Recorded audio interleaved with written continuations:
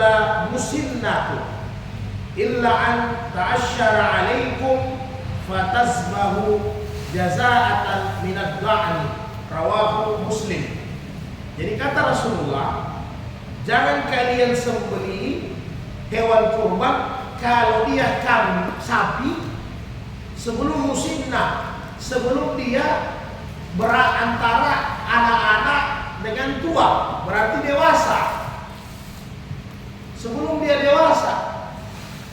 Musinnah itu kalau kambing umur berapa? Kalau kambing itu umur 1 tahun. Kalau sapi itu umur musinnah 2 tahun. Kalau onta itu umur 5 tahun. Itu yang namanya dewasa. Kemudian kalau domba kibas umur berapa? 6 bulan. Itu yang boleh. Karena memang beda spesiesnya, mirip tapi beda. Domba dengan kambing itu beda. Domba umur 6 bulan dagingnya sudah bagus, daging sempurna sudah. Tapi kalau kambing masih umur 6 bulan itu belum bagus, belum bisa untuk dikorbankan. Ya. Dan patokan umur untuk kurban sama patokannya dengan akikah. Nah itu saja dipegang. Nanti perbedaan-perbedaannya kita bahas. Jadi seandainya kita dapat hewan kurban, itu utamanya panitia sudah dapat hewan kurban, telinganya tidak cacat, matanya tidak buta, dan fisiknya tidak sakit, kakinya tidak pincang, ya kan? Badannya gemuk, tapi umurnya tidak masuk. Ini secara hukum, umurnya tidak masuk. Saya tidak bilang tidak sah, ya. Umurnya tidak masuk, sempurna tidak korbannya? Sempurna tidak? Tidak sempurna. Saya tidak bilang tidak sah, ya. Kita pakai bahasa sempurna. Kenapa? Karena ini ibadah sunnah, ya. Walaupun Abu Hanifah bilang kurban itu wajib. Jadi tidak sempurna kurbannya. Jadi umurnya harus masuk. Jangan sampai umurnya tidak masuk.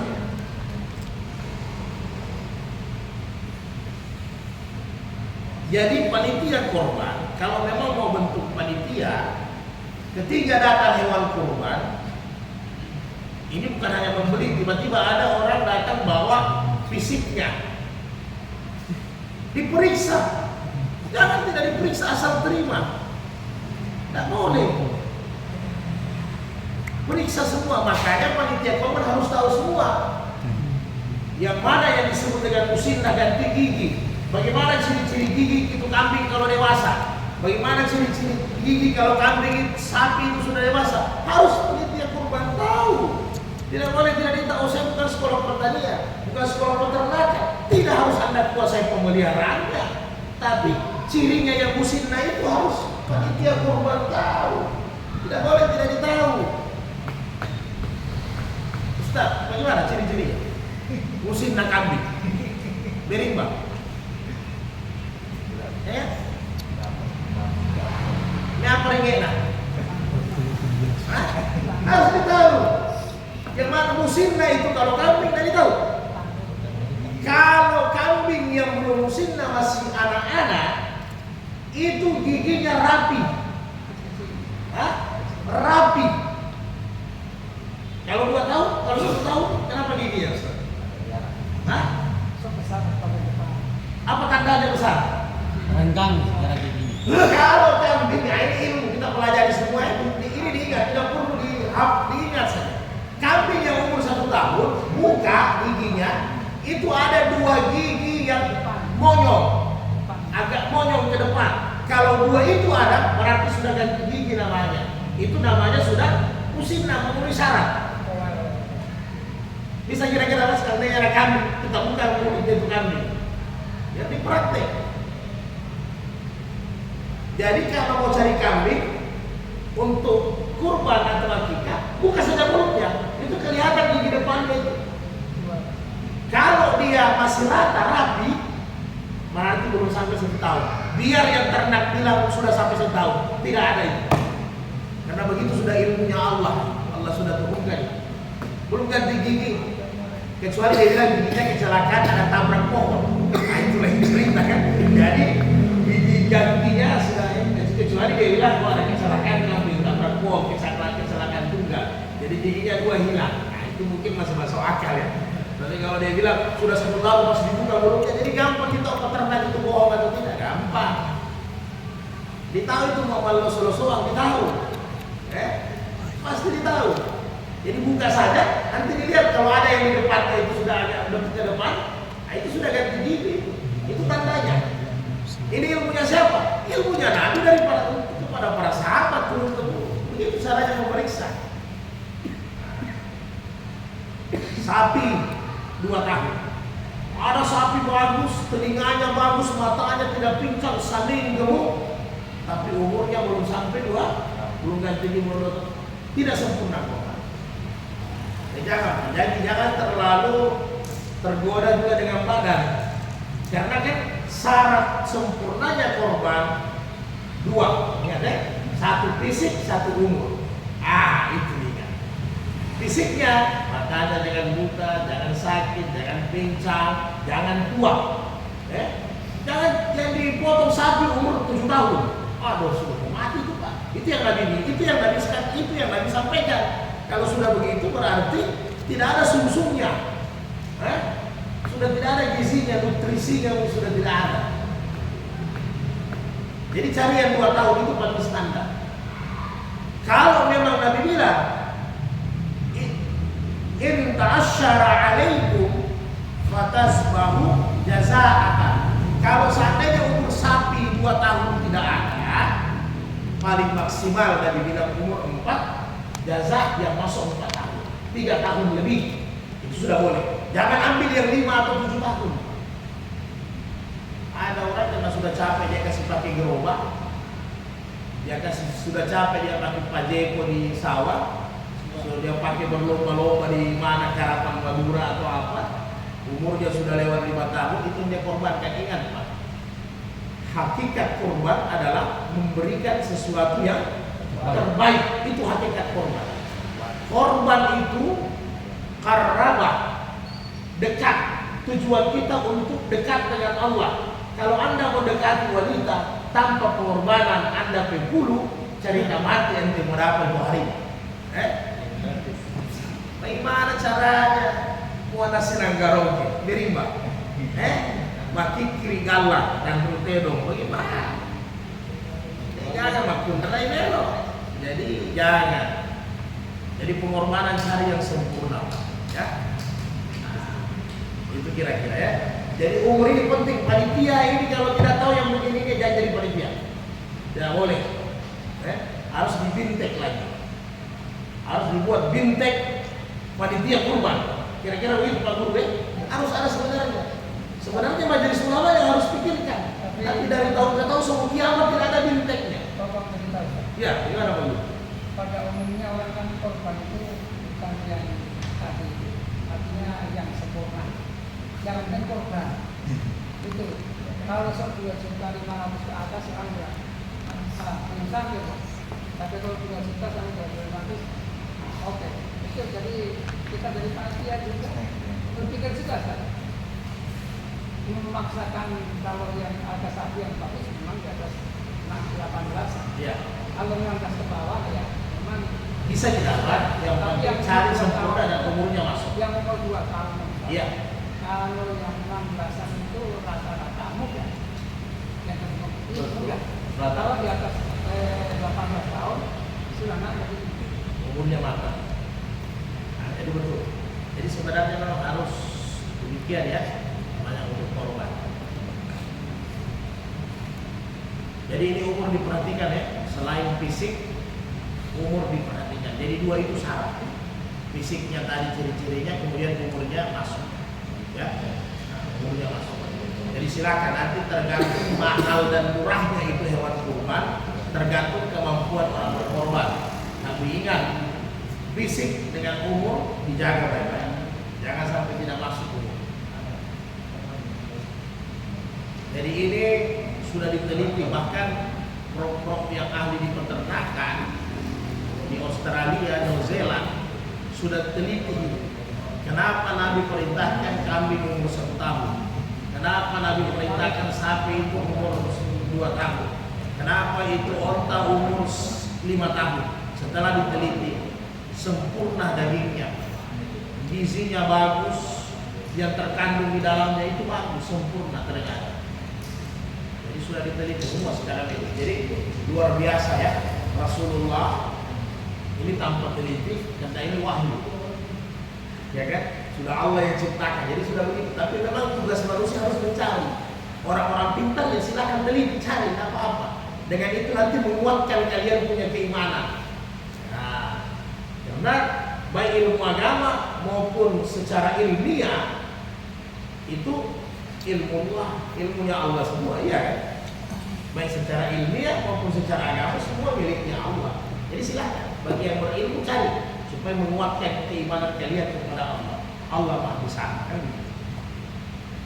An Ali radhiyallahu anhu amarana Rasulullah sallallahu alaihi wasallam an nastasrif al-ain wal uzuna wa la tudakhi bi aurahi wa la muqabalati wa la mudabarata wa la harakahu wa la sarma'a. Jadi Rasulullah perintahkan kepada Ali kalau datang hewan kurban untuk memeriksa. Jadi Ali salah satu panitia juga yang sering dipakai nanti. Jadi datang hewan kurban diperintahkan sama Ali periksa. Apa yang diperiksa? Mata dengan telinganya. Al-aina wal uzuna, mata dan telinganya diperiksa. Jangan sampai matanya buta, jangan disembelih, kembalikan, ditukar. Jangan sampai hidungnya cacat, karena biasa hidungnya cacat, sakit, sudah luka semua, hancur. Perhatikan. Kemudian jangan sampai ada yang terpotong bagian tubuhnya. Jadi ini beda kalau dia masuk di kandangnya orang, dia potong, beda cacatnya ya. Kemudian robek telinganya, itu yang dijaga semua. Ompong giginya, sampai masuk semua, biar ompong giginya juga masuk semua. Jadi betul-betul dicari ya yang sempurna. Luar biasa ya, subhanallah. Jadi hikmahnya di sini adalah panitia harus cek hewan yang masuk. Kalau dia kasih plus, berarti panitia harus kuasai ilmu tentang korban, minimal hewannya bagaimana. Ya begitu. Ini berarti jangan asal-asalan koneksi. Sampai subuh, alamu hijabi, ya kan? Alamu hijabi, lena dia sampai subuh maghrib, gara-gara kau kejar koneksi. Hati-hati, karena banyak begitu sekarang. Jadi jangan periksa, mau siapa, mau ente punya bank, mau siapa, pokoknya periksa. Tidak ada cerita. Memenuhi syarat, oke. Transaksi jual beli, oke sih. Jadi harus supaya kita kasih pelajaran juga sama, bukan hanya untuk kita, untuk peternak. Mereka lebih profesional, sehingga kalau peternaknya juga mengetahui yang begitu, dia beternak menjual, dia juga dapat ibadah, bukan hanya dapat fulus.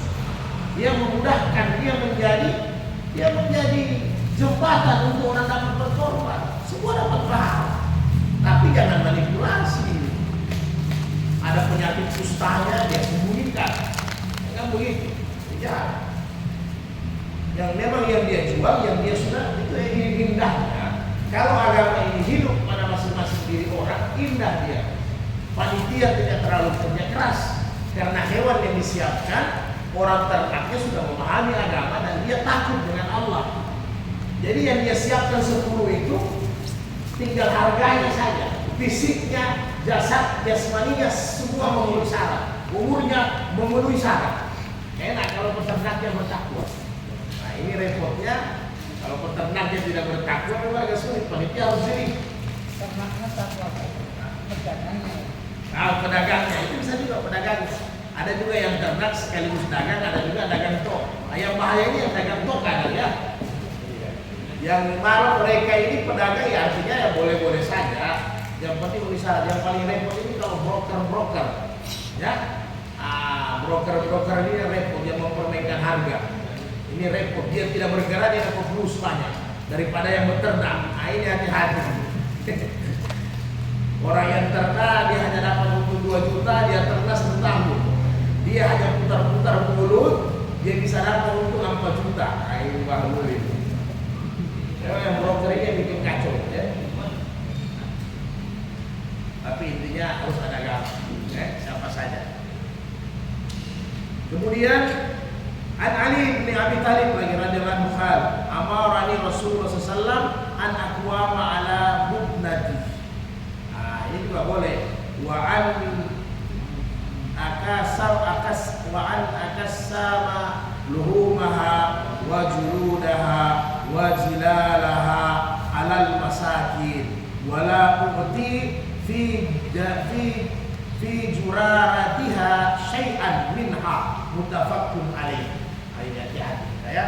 Jadi kepanitiaan itu boleh. Nabi juga kalau tidak sempat dia urus, dia sembelih, tidak sempat Nabi bagi pakai, maka Nabi suruh Ali bin Abi Thalib untuk urus semuanya, dari penyembelihannya, kemudian dari pembagian dagingnya, kulitnya, kepalanya, alal masakin, harus tersabur betul dengan orang-orang miskin. Jadi agak beda sedikit ya. Ini kurban maksudnya ya. Jadi tetap prioritas adalah orang masakin. Kemudian wala utiya fi jurariha fi juraratiha syai'an minha. Jangan sekali-kali memberikan kepada orang yang menyembelih, orang yang potong, orang yang kerja upah dari daging. Nah, ini yang digaris bawah yang paling penting. Jadi kalau kita beli, makanya kita paham Pak. Ini kadang orang nanti mau dijelaskan. Dia datang bawa sapi, bawa kambing ke panitia. Dia bawa dengan talinya, dengan sapinya, kasih panitia. Ini bahlul Pak. Ya. Kenapa? Anda harus siapkan operasionalnya. Uang pemotongannya tidak perlu panitia bilang mana uang pemotongannya. Mereka itu butuh kantongan. Ya kan begitu. Jangan sampai nanti tidak ada uang operasional. Akhirnya apa yang terjadi? Panitia tidak punya modal, tidak disiapkan modal, dan panitia juga tidak berani sampaikan kepada korban. Akhirnya kepalanya jadi upah. Bos, kita tidak ada anu, saya kasih daging 10 kilo itu sebagai upah. Tidak boleh itu. Tidak bisa. Jadi kalau panitia dalam bentuk uang, gampang, ya kan? Tinggal sampaikan uang korban Bapak sudah termasuk seluruh biaya korban, mulai daripada pemeliharaan sampai distribusi. Nah itu aman. Ya kan begitu? Berarti sudah bisa diperkirakan. Kalau seandainya 2 juta patungannya, berarti 14 juta. Kalau 14 juta, berarti harus cari sapi yang harga 13. Sudah maksimal. Dan apa? Harus ada pengangkutannya, kemudian pemotongannya, kemudian apa ini? Kantongannya, apa semua yang peralatannya disiapkan. Mungkin pisau, mungkin mau beli kampak dan sebagainya. Disiapkan semua. Itu sudah masuk, jadi sudah disiapkan. Yang repot ini kalau orang bawa sapi dia tidak mengerti, dia kasih sapinya toh. Nah, hati-hati.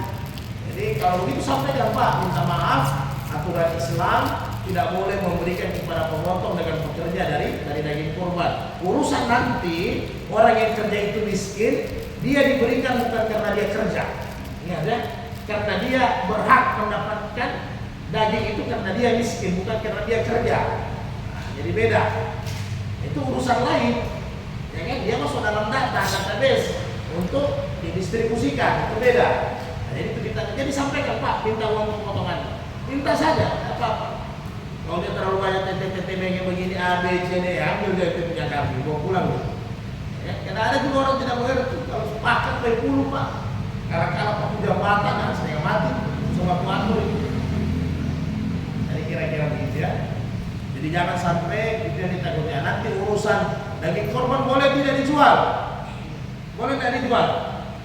Panitia tidak boleh jual daging korban lah.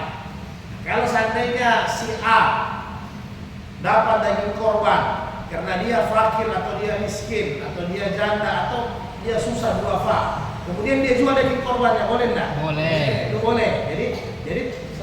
Jadi jangan sampai salah paham ya. Jadi boleh karena itu sudah hak dia. Dia mau jual, dia mau masak itu hak dia. Kemudian daging korban, ini bedanya dengan akikah ya. Sebentar kita masuk akikah. Daging korban boleh enggak dimasak? Boleh. Baru dibagi. Boleh. Boleh enggak dimasak? Tapi harus ada pengetahuan. Nah, boleh ya. Jadi boleh kalau dalam keadaan, kalau di zaman Nabi yang terbaik kata Aisyah, ini Aisyah, mazhabnya Aisyah itu yang dipakai sama mazhab Abu Hanifah, itu daging akikah dimasak, daging korban dalam keadaan mentah, itu yang terbaik. Tapi apakah boleh dimasak? Boleh. Apalagi nanti sistemnya mungkin kalau sekarang ini kan sistem apa ke Afrika. Karena ada sebagian kormas kan bawa ke Afrika, kemudian dikalikan di sini kan sudah dalam keadaan masak ya. Nah, nanti tinggal dikirim ke sana. Jadi tetap boleh. Tapi ingat pemotongannya tetap 4 hari. Ya, jangan gara-gara mau dikalikan dia potong memang. jadi boleh. Tapi yang terbaik ingat kata Aisyah, yang terbaik daging korban dalam keadaan mentah. Jadi kata Aisyah yang daging korban itu bagusnya dalam keadaan mentah supaya mereka tahu apa yang mereka selera untuk masak. Nah, kalau akikah yang terbaik adalah dalam keadaan masak itu akikah yang terbaik. Kemudian hadis berikutnya, 2 hadis lagi. An Jabir bin Abdullah qala naharna ma'a Rasulillah sallallahu alaihi wasallam amal Hudaybiyah. Jadi kami hidup korban bersama Nabi pada waktu Hudaybiyah. Hudaybiyah ini kalau tidak salah 5 Hijriah ya, waktu Hudaybiyah 5 Hijriah. Waktu Nabi mau masuk Makkah. Al-badanata an sab'ati. Onta untuk 7 orang, 7 nama. Wal baqarata an sab'atin. Sapi juga untuk 7 orang. Kemudian kibas untuk kambing untuk 1 orang, rawahu Muslim. Nah, jadi itu sudah ukuran. Jangan ditambah, jangan dikurang. Sekarang pertanyaannya secara hukum, boleh tidak sapi untuk nama 1 orang? Boleh. Boleh. Sapi untuk 8 orang? Itu yang tidak boleh. Oke. Jadi kalau ada orang tajir dia pakai istrinya 1 ekor sapi, anaknya 1 ekor sapi, dia 1 ekor sapi, sah? Sah. Lebih bagus lagi. Tapi kalau ada sapi untuk 10 orang, itu yang uruhan. Ya. Nah, ini juga dibahas. Jadi sudah dibahas dan sudah ijma ulama ini 4 mazhab. Tidak ada yang berbeda pendapat. Ya. Maksudnya bukan kalau dulu di zaman tabi'in, Hanafi, Malik, Syafi'i mungkin belum terjadi. Tapi ini kan Syafi'iyahnya ya. Di zaman sekarang contemporary ada kantor kurban atas nama dinas A. Sah tidak Mas? Sah. Hah? Sah. Tidak sah. Bukan. Nah, jadi dia tidak sah. Jadi dia jadi sedekah. Tidak sempurna, tidak sah korbannya, dia jadi sedekah. Jadi bagaimana caranya atas nama perusahaan kantor dia serahkan sama karyawannya, umpamanya Ustaz Hamka. Ya, Ustaz Hamka perusahaannya mau korban atas nama PT Ban, umpama. Itu tidak boleh, itu jadi sedekah. Jadi harus ada namanya disebut. Kalau seandainya keluarga besar PT Ban, umpama kan, berkorban 1 ekor sapi, 1 Ustaz Hamka, 1, 2, 3, 4, 7 orang karyawan, itu sah. Jadi harus ada namanya, ada yang punya. Karena itu kendaraan Pak. Nanti kalau satu perusahaan karyawannya 200 orang, korbannya 1 ekor sapi, kendaraannya nanti hanya Avanza di hari kemudian, siapa yang mau naik? Waktu tarik-tarik itu dia naik kan? Nah, jadi harus ada nama. Jadi sah secara sedekah, tapi korbannya tidak sah. Korban atas nama keluarga besar SMA 70 umpama 2 ekor sapi, itu tidak korban, itu namanya sedekah. Harus ada namanya, boleh pakai nama keluarga besar SMA 70 berkorban atas nama 1, 2, 3, 4, 5, 6, 7 1, 2, 3, 4, 5, 6, 7. Jadi 2 ekor sapi ada namanya, itu sah. Kalau cuma atas nama, artinya begini, biasa kalau mengatas nama instansi, uang rame-rame. Nah, ini dicatatkan dari korban 57 orang. Iya. Tapi hartanya banyak orang, bagaimana? Itu yang disebut dalam hadis Nabi mukafata. Mukafata sepadan 7 orang itu. Tahu kita sepadan? Sapi 7 orang mukafata. Mukafata itu kalau 7 orang, kalau harganya sapi 7 juta berarti 1 orang 1 juta. Itu namanya sepadan. Jadi 7 orang ini 1 juta, 1 juta, tidak boleh. Ada yang 2 orang itu hanya 500. Ya kan? Kemudian yang 5 orang ini lebih banyak. Itu tidak bisa. Saya kita paham ya? Nah, itu tidak bisa. Jadi harus sepadan. Yang bisa itu ini 500 beda ya. 7 orang 500 tiba-tiba yang 2 orang 900. Boleh tidak? 500 yang 2 orang 900. Tapi ini kelompok 500. Yang 5 orang bayar 500, yang 2 orang dia bayar 900. Boleh enggak? Boleh.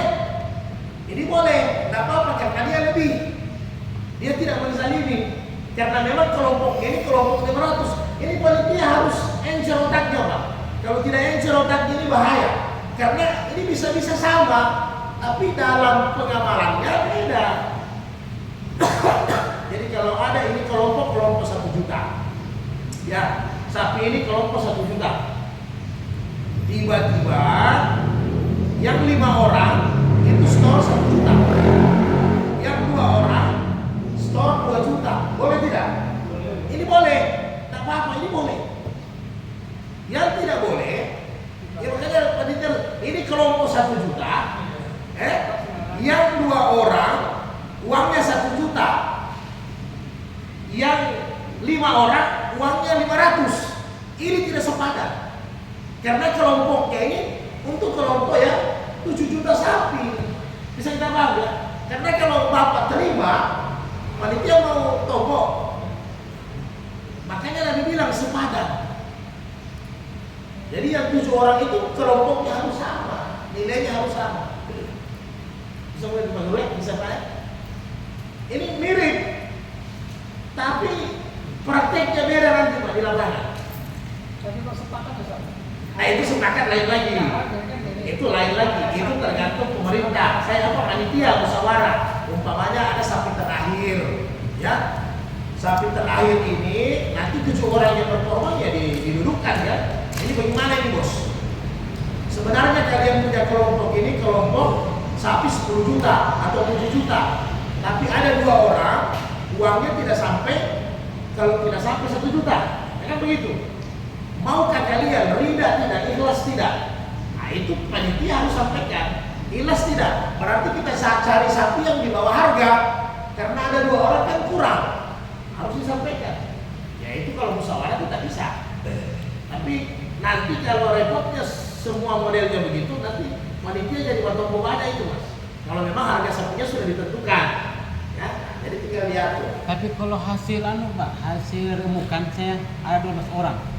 Berapa orang? 12 orang itu 12 orang untuk kumpul uang.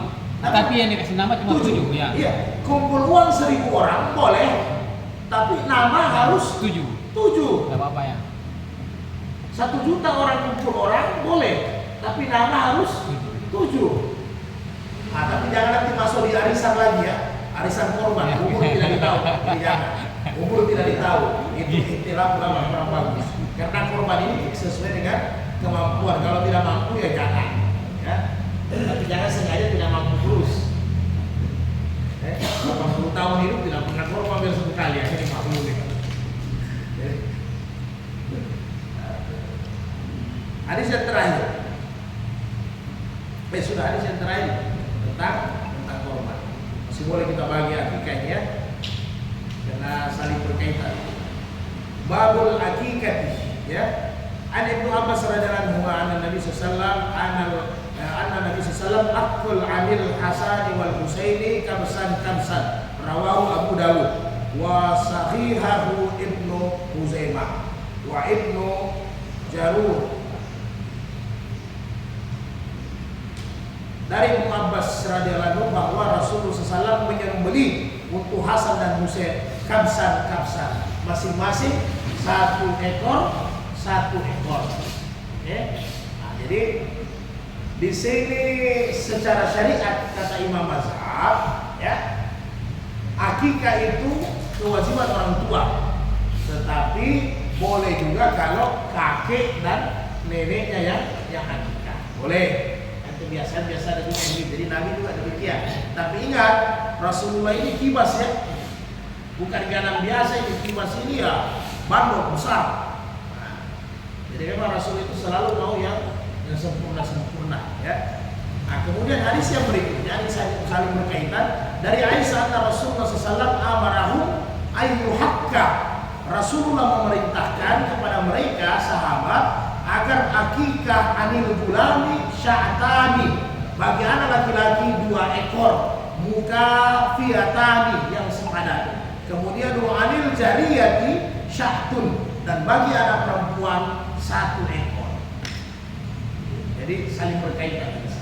Jadi di bahasa Imam Mazhab bagaimana modelnya? Ketika hari yang ke-7, orang tua mana yang lebih afdal, ya? Gambar. Baru kita pertimbangkan mana. Jadi hukum akikah, hukum akikah ini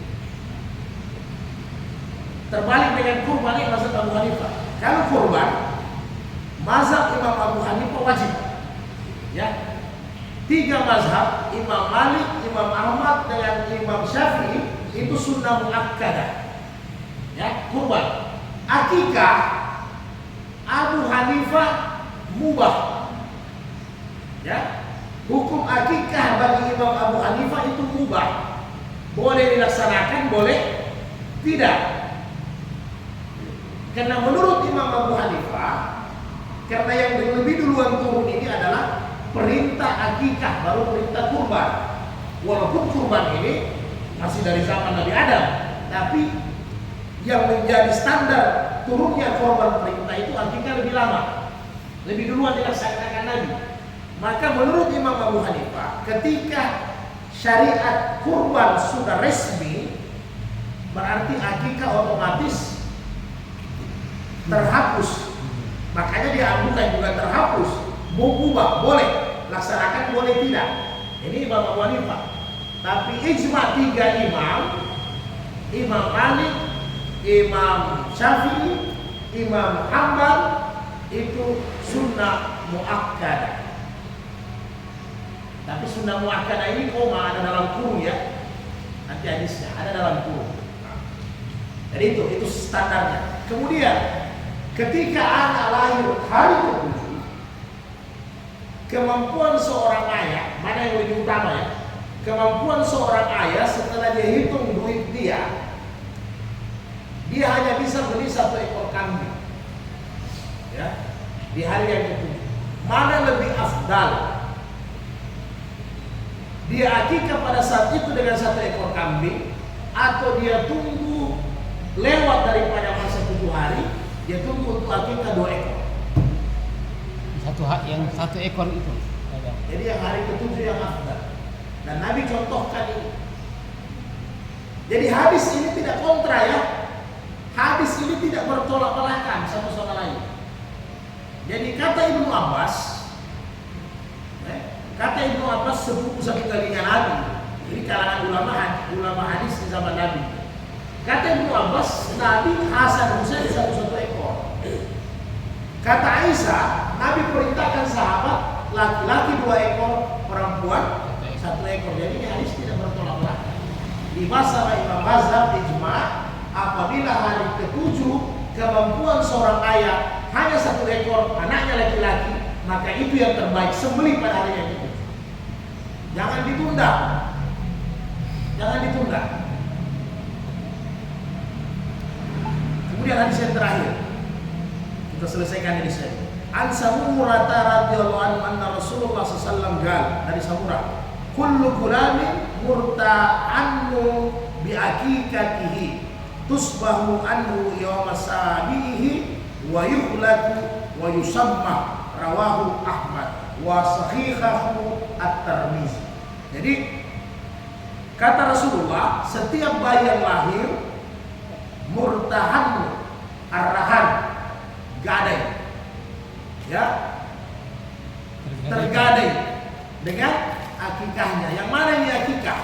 Akikah ini pertama dipotong hewan akikahnya di hari yang ketujuh, yawma sabihi.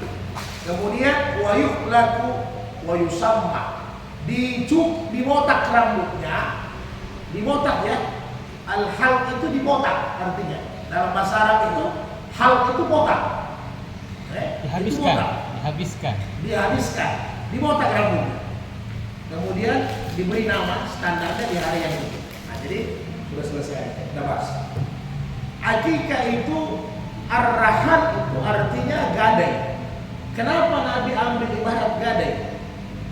Kalau bapak ada barang, umpamanya ini HP, kita ke penggadaian. Pak, saya butuh duit, saya gadai. Maka barang bapak pasti diambil sama penggadaian ya. Bagaimana caranya ambil itu barang, Pak? Tebus. Itu anak juga begitu. Jadi tebusannya itu anak di akikah. Apa makna akikah? Apa makna dia gadai? Menurut Imam Syafi'i, begitu juga Imam Ahmad yang dijelaskan oleh Ibnu Qayyim, Imam Syafi'i berkata, gadai itu maknanya ini anak supaya tidak terhalang nanti di hari kemudian memberikan syafaat kepada orang tuanya. Saya paham ya? Jadi makanya kita sendiri yang repot kalau anak-anak muda kita. Siapa tahu nanti kelak ente punya anak itu dari hafiz Quran, dia bisa memberi syafaat. Gara-gara ente ada gadai, belum ente bayar itu gadai, terpaksa ente tidak dapat. Padahal ada hafiz Quran itu bisa memberi syafaat begitu banyak. Rugi ya? Tapi kan banyak kayak menurut mazhab Imam siapa tadi yang mengatakan bahwa ketika adanya kurban itu arti sudah tertutupi dengan kurban itu akikah. Ya, mazhab Abu Hanifah. Itu kan jadi di mazhab Abu Hanifah Anda boleh. Jadi itu sudah kita bahas. Ya kan? Karena dia memang katakan berubah. Yang kita bahas ini banyak persoalannya. Ya pasti ya yang sudah muakkadah. Nah, di hari yang ketujuh sekarang, makanya tidak dibahas lagi Abu Hanifah, tidak ada lagi hari-harinya karena bagi dia korban akikah tidak ada masalah. Itu Abu Hanifah punya pendapat dan itu dibantah sama 3 imam mazhab ini yang ijma. Itu tidak ada masalah. Jadi sekarang di hari yang ketujuh tidak ada keuangan orang tua, ya. Bolehkah diakikah lebih dari hari ketujuh? Imam Malik berdasarkan hadis-hadis Hasan, Imam Malik akikah itu 7 hari, 14 hari dan 21 hari. Batas itu Imam Malik, ya, batas itu. Imam Ahmad bin Hanbal 7 hari, ya, 7 hari pateni. Imam Syafi'i dari 7 hari sampai punya kelapangan. Tapi jangan miskin terus Pak ya. Anak-anak tidak diakikah mobil ganti, anak-anak tidak diakikah beli motor baru. Jadi itu anak-anak tidak diakikah beli rumah, anak-anak tidak diakikah beli barang, beli banyak. Jadi salah. Jadi sampai Imam Syafi'i dari hari yang ketujuh sampai punya kelonggaran. Nah, kemudian Abu Hanifah masuk ke sini. Masuknya di sini. Sepakat 3 imam, Imam Malik, Imam Syafi'i, Imam Ahmad, tidak bolehkah akikah digabung dengan korban? Bolehkah? Imam Malik, Imam Syafi'i, Imam Ahmad tidak boleh. Tidak boleh digabungkan. Imam Abu Hanifah boleh. Kenapa boleh? Jadi ini para imam kadang memutuskan satu masalah, tapi di masalah lain dia bahas. Begitu memang para imam. Jadi Imam Mazhab. Kenapa boleh kata Imam Abu Hanifah? Umpamanya anaknya si fulan lahir, ya. Anaknya si fulan tapi niatnya satu ya. Anaknya si fulan lahir di hari yang ke-7 bertepatan 10 Zulhijjah. Ya Mas ya, atau 11 Zulhijjah. Ketika itu mau diakikah pada waktu 10 Zulhijjah. Yang tidak boleh menduakan niat dengan satu ibadah. Sebab jadi yang boleh kata Abu Hanifah diniatkan untuk tetap akikah, ya, diniatkan tetap akikah, tapi waktunya waktu korban, keutamaannya dulu. Bisa kita bedakan ini ya? Ya, jadi bukan yang potong nanti kan kalau yang potong akikah, umpamanya Allahumma alaika, ya. Takawal akikah.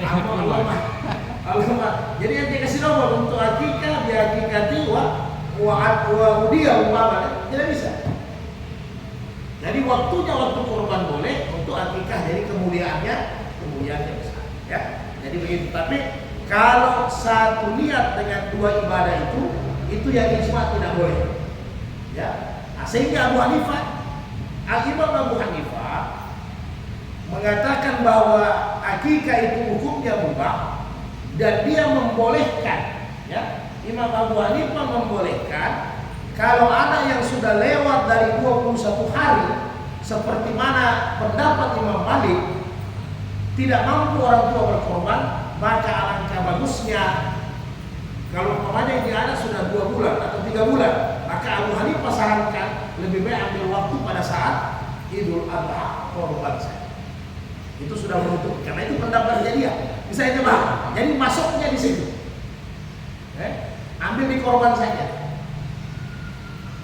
Tidak ambil, ini pendapat tidak ada masalah ya. Nah, yang populer kita di mazhab Syafi'i, ya jelas kalau mazhab Syafi'i 7 hari tidak bisa, 20-an hari tidak bisa, berarti kapan ente punya kemampuan, tapi dipercepat Pak. Jangan ditunda-tunda. Tapi bagaimana karena itu barang gak ada. Kalau dengan tradisi di Indonesia itu kan nanti meninggal baru di akikah. Ada kan orang katanya nanti meninggal baru di akikah.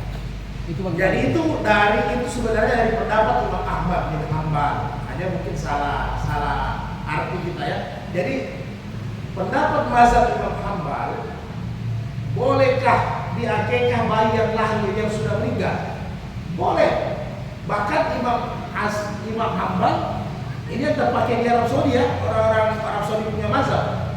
Itu bahkan sunnah. Ya. Umpamanya kita punya anak, jadi kata Imam Ahmad, dia sudah ada roh 4 bulan, ya Pak Guru ya.